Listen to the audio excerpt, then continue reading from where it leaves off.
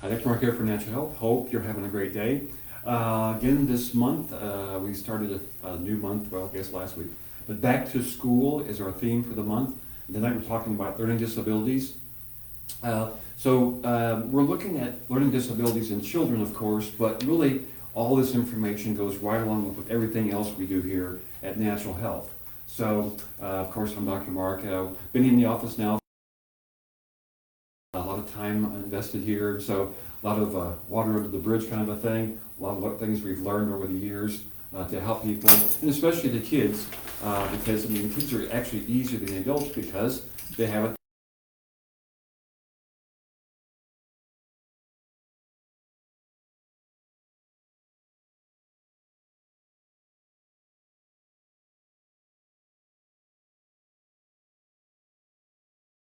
As much baggage as the adults do. So kids are actually easier to help.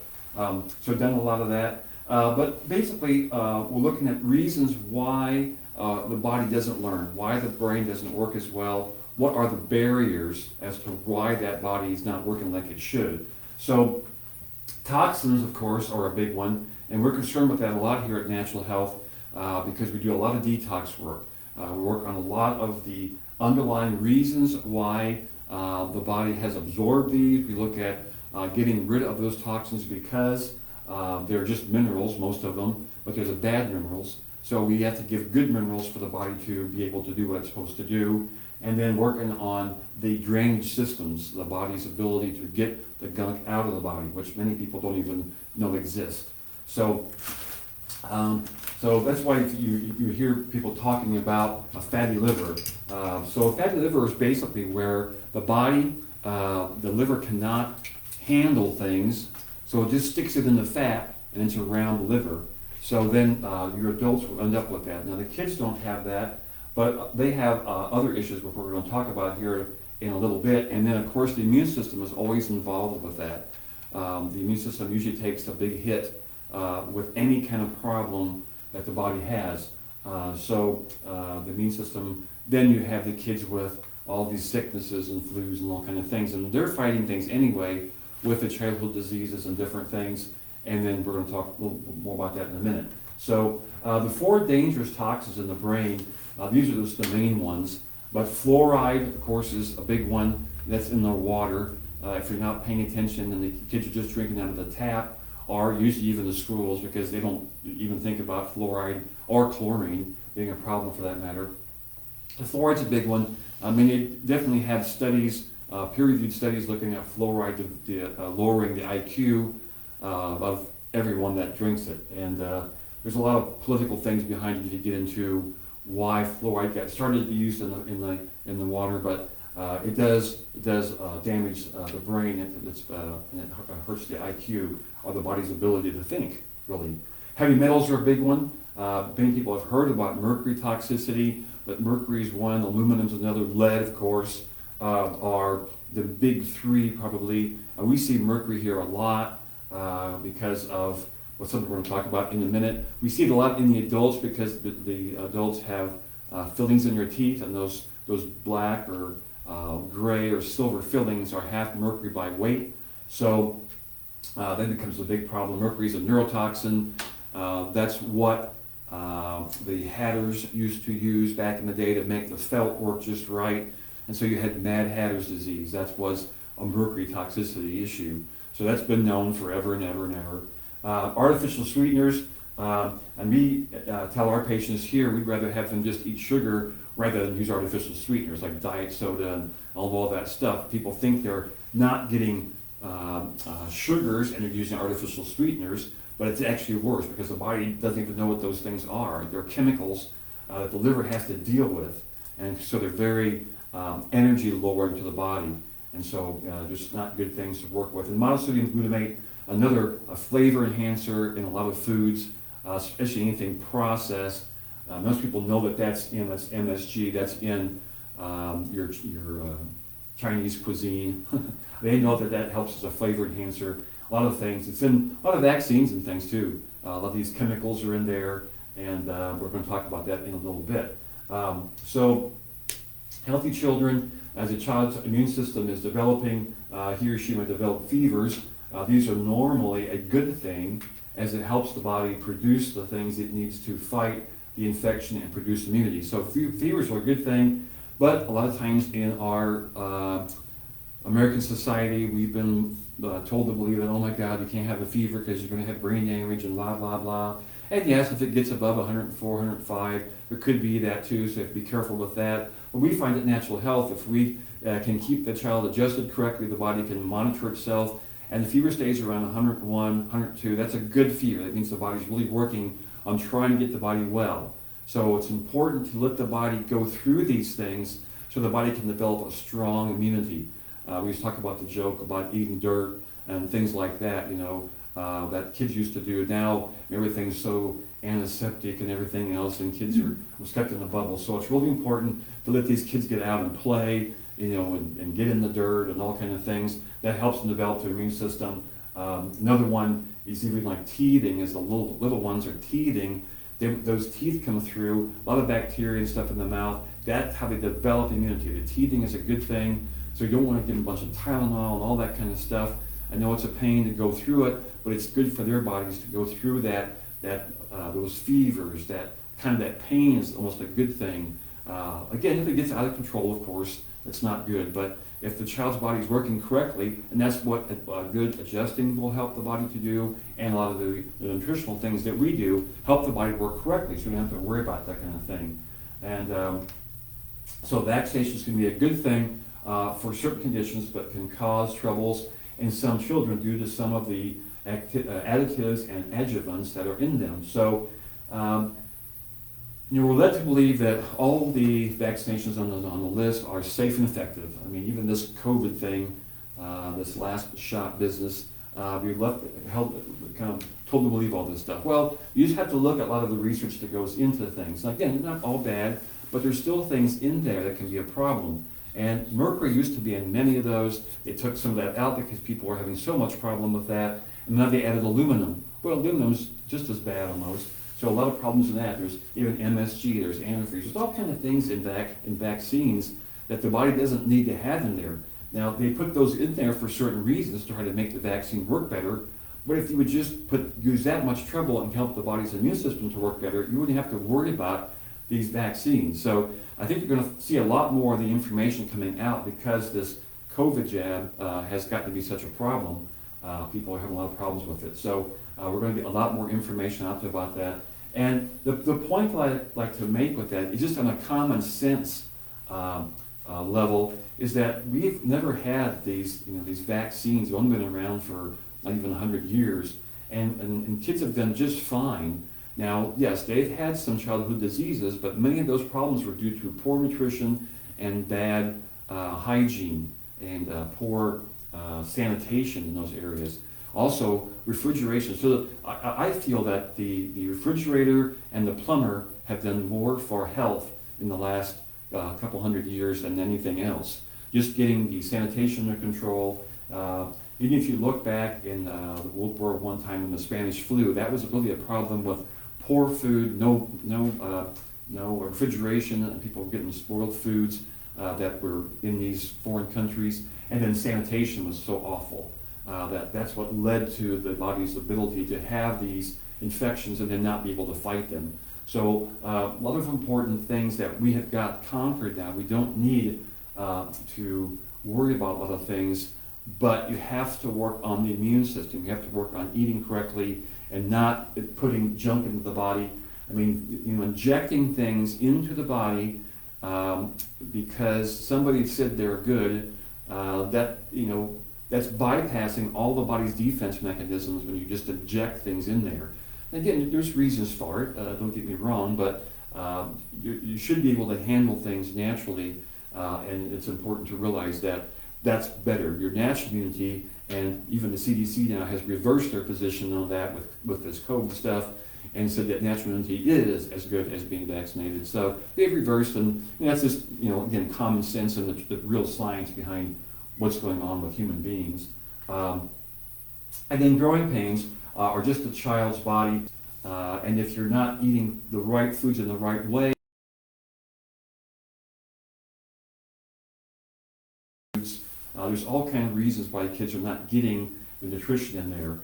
Taking a synthetic artificial vitamin thing, that's just what's on the label. So a lot of problems with that. We always at Natural Health look at getting the real foods that the body's meant to have, and then again, getting away from these barriers, these chemicals. Again, on the common sense side of things, if you look at all of the birthday parties and all of the holidays we go through, and all the cookies and cakes and candies and all the colors in there, and the M&Ms and all these artificial colors and sweeteners and all that kind of stuff. I mean, just in a common sense thing would tell you that people shouldn't be eating that stuff. So anyway, hope that makes some sense. Again, try to stay away from the refined sugars and processed flour, as these only give the child energy, but with no minerals to control the body's use. So the problem with a lot of these, a major problem with a lot of these refined sugars and processed flour is that there's no minerals in there. Now, if you're eating good bread that has good flour, those minerals are in there, and so the body can control the burn, can control the use of the sugars. It's kind of like when you're burning wood. If you have a oak fire, it's so compacted, it just takes a long time to burn. It burns very slowly. If you try to burn paper just goes and it's just all gone. And sugar, refined sugar, is kind of like the paper, where with other foods, even like fruits and things, the body's using that slowly, and it can be controlled better. And the reason that's important for kids, if you're feeding kids cereal in the morning, sending them off to school, well, they're going to be bouncing off the wall, till 10 o'clock. And then the blood sugar, as the insulin spikes to control the blood sugar so you don't go into a diabetic coma, that sugar drops out the bottom and they go into hypoglycemia. Then they're moody and grumpy and all this. And you do this up and down throughout the day. They are eating junky foods for their lunch meal, all kind of carbs and stuff, because again, the food pyramid that the government goes by has been paid for by the food manufacturers. So you're going to get all kind of processed foods in there, and they think it's just swell and dandy. And so then the kids are right back on that trail after lunch. It's all up. They can't hardly sit still after lunch. And then about 2 or 3 o'clock, they're down in the dumps again. They can't learn anything. They can't stay awake. All this kind of stuff. The teacher's pulling his hair out, pulling her hair out, and then what's going on? These kids can't learn. It must be ADHD. Let's put them on Ritalin. It just goes on and on. So we want to try to break that cycle and get people to understand it's fairly easy to help kids do well. You just have to know what the rules are, and a lot of parents don't know the rules. Not their fault. It's just what the mainstream medical approach is, and it's not so good.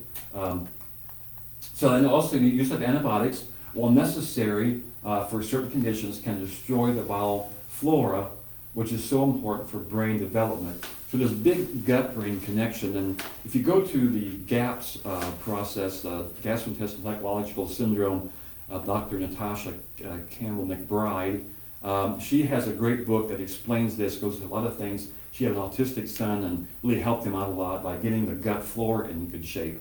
And many people don't even know what that is. We deal with it all the time here at Natural Health, trying to get people on fermented foods, even like something simple as sauerkraut. That helps with the gut function, getting lettuce and different things, salads in the diet. A lot of times kids are so, if they've been around so many processed sugary stuff, good foods don't even taste good to them. I mean, they don't want to have any green stuff or any salad, But if you don't have that junk around, they'll eventually come around to eating what you have. So it's just good to keep that junk out of the house. But there's a big thing there, and then we work on, of course, building up the gut flora so the body can absorb many of the nutrients. A lot of your B vitamins are only absorbed because the gut bacteria break down certain things, and the body has that nutrient to absorb. And the B vitamins are very important for learning, brain function, those kind of things. So I think that's enough for me. A couple of things I wanted to mention too is we have a couple really good herbal products we use. Bacopa is one, Bacopa Complex, that helps with learning. We use that a lot of kids that are having problems learning. But we also, before we do that, we have changed their diet. We've gotten them off the sugar. We're using some other things to make sure digestion is good, and we're doing a lot of detox work. So there's a lot of good nutritions out there, and there's a lot of good things that help the body, but you have to address the other things first. The detox has to be there. Again, digestion has to be there, and not shooting yourself in the foot by eating all this sugary, junky stuff all the time. So a lot of things that are just really simple, again, common sense things, but people kind of just get out of the habit. The pediatrician doesn't even think about it, and he's too busy anyway, and all that kind of stuff. So the mainstream is just into eat what you want, have your cereal and get vaccinated. That's all good. Well, it doesn't work very good. And when kids have learning disabilities, do they really, or is it just their diet? That kind of stuff. So also don't forget that if you want more information, get on our website at naturalhealthquincy.com. You can sign up for our weekly blog newsletter that we just send one a week. We're not going to deluge your email with a whole bunch. And then also we do free consultations here. So if you don't really know what we're doing here, there's a lot of videos on our website that you can watch to see what we do. But if you want to come in, I can go over that with you and explain what we actually do for the kids here. So it's kind of fun. So with that, I'll send over to Dr. Chip. He has lots more great information on the neurology part, and take it over. All right, very good. Okay, so again, we'll continue the conversation here. I'm Dr. Chip, and again, this is the Learning Disabilities, again, back to school month. And so again, we always kind of go back to these different basics or fundamentals. Now, like we explained there too, is that there's always two ways to see things. And so on the health side, it could be that one side of the coin, or the one side is that you're trying to prevent the issue. And the other side would be just focusing more on gaining the health. So what we want to make sure is that if we see our bodies as something that's very powerful, is very intelligent, then we know that sometimes it's not so much that we have to do so much for it, but more of getting kind of the blocks out, getting stuff kind of rid of, so that the body is able to actually maintain and actually sustain a good, healthy well-being. And so again, like I say, what leads to issues? And so the first one, again, is trauma. Again, just like anything in your life, if you are getting too much trauma, say, for instance, a person working out, when you work out, when you're tearing down your muscles, people think that when you work out, you're building your muscle. It's not the case. You're actually tearing muscles down. But your body is very intelligent, and what it does is when you rest and recover, that's when the muscles start to build back up. Because it actually is training your body to actually adapt to the heavy load that you put it through. And so that's the main thing too, is that your body is just an adaptable organism. It wants to adapt to its environment to actually live more efficiently. And so again, like trauma, again, that's typically we kind of talk about more of injuries, kind of different things like that. And usually that's due to your body not able to adapt to a certain situation. So a lot of times, again, trauma could be more of actual falls or lifting a heavy object, but just stuff like that could throw off the body. And the next one is toxins. We tend to think about, like Dr. Mark explained, is that different metals in the environment. Again, that's due to many factors. We're going to explain that a little bit too. But even toxins relating to just something that your body is not able to adapt to. So we'll talk about too, just like sugar. Sugar is not such something that's so toxic, but again, in very high amounts, it can become toxic. And then thoughts. Again, thoughts is another one too. We tend to not think about this one, but thoughts and emotions play an effect there too, in that when our body is unbalanced, then we can get thrown off very much so. We can go to extremes. But when our body is balanced and everything's doing well, then that means our mind is more focused, we're more concentrated, and that we're able to have good, healthy emotions too. And so again, brain body, again, going over trauma again, is that it's not much that we have this huge injury or a huge accident that happens. It's more is that our body just got overwhelmed because it's not able to adapt to its environment. And so again, how it relates to, you would say, the chiropractic side, what we do in the office there too, is that when our body is not able to adapt to its environment, then the body's going to try to, you would say, address it or adapt to it in certain ways. And so that's usually due to too much input or too much environmental stimulus that the body is not able to handle. And so then again, the body wants to form into different areas. And so that's what we call it. That's what we kind of say there too, is just when the body's trying to adapt, the spine can be affected there too. And so the spine, again, has all those nerves that go to all the different organs and everything. And two is that your brain is communicating through your spine out to all the different places there too. So we want to make sure that's doing well. So that's, again, why we say moving your body, stretching, everything is beneficial at that point. And so again, relating to the brain, again, this is kind of more brain to body there too. And that's what we say there is that the brain and body are very well connected. And so when we're expressing issues in the body, it can be also addressed with the brain. That's why a lot of times too is that when you'd say hungry, you can become irritated in different ways because your gut can be affecting how you're thinking. And so that's, again, kind of that feedback loop.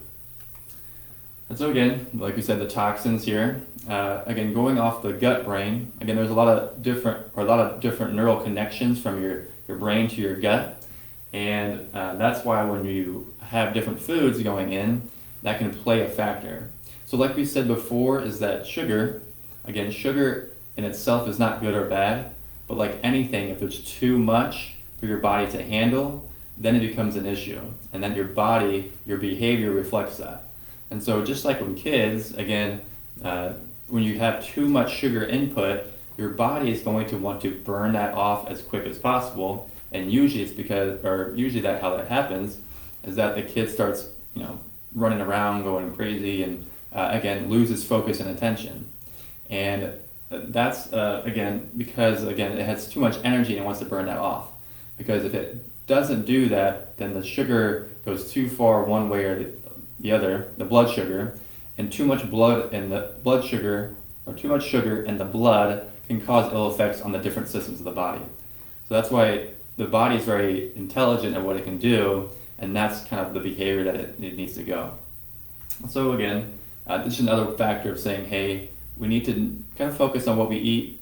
Eating good whole foods most of the time can help that, and being able to, again, restore back to good overall health.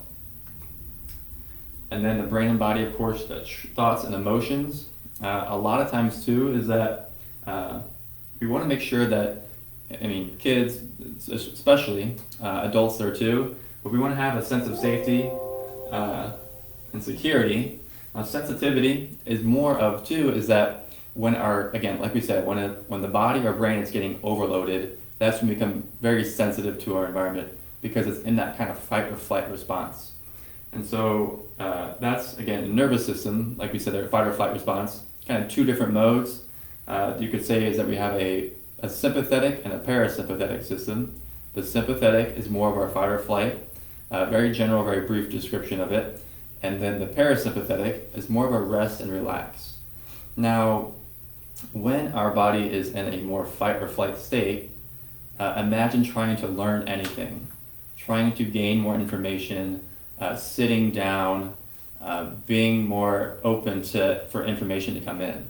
Again, that's not only hard for kids, that's very hard for adults too.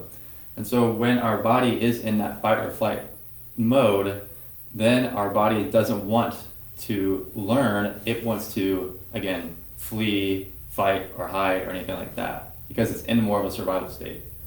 And so when we get the nervous system balanced out, again, that can help that. So when the emotions, thoughts, again, when we have fearful thoughts or emotions that elicit more fear or worry, anxiety, all that, that can be due to different things that the body can't handle. And so that's why we want to make sure that we have an environment that feels more safe, more secure, so that, again, the kids can learn more there too. And so sometimes, again, the nervous system, again, it's more of being able to regulate different things, such as your breathing. Your breathing is more of that voluntary way of being able to control something that's involuntary. So again, digestion is involuntary. You can't control that by yourself, but your breathing you can. That's why it's very important that even to, teach, you could say teaching kids, but as adults, when we're able to regulate ourselves, our kids can see that that if when we're able to do that well, then that's more of a model to say, hey, that's how they can do that too. Because the kids are actually, you would say, reflecting of what that's going around them. So if it's a very chaotic environment, then the kid can be kind of reflecting that too. And so one way to do this too is that a lot of times is that when we have two kind of parts of the brain here. The left brain is kind of more of your logical brain. It's more trying to plan for the future, trying to organize new data, and try to figure out how things work. Now the creative side is more exploring the wonder or the why, or just kind of getting out of the headspace and getting into you'd say more of doing things. And so the creative side is kind of the ideas.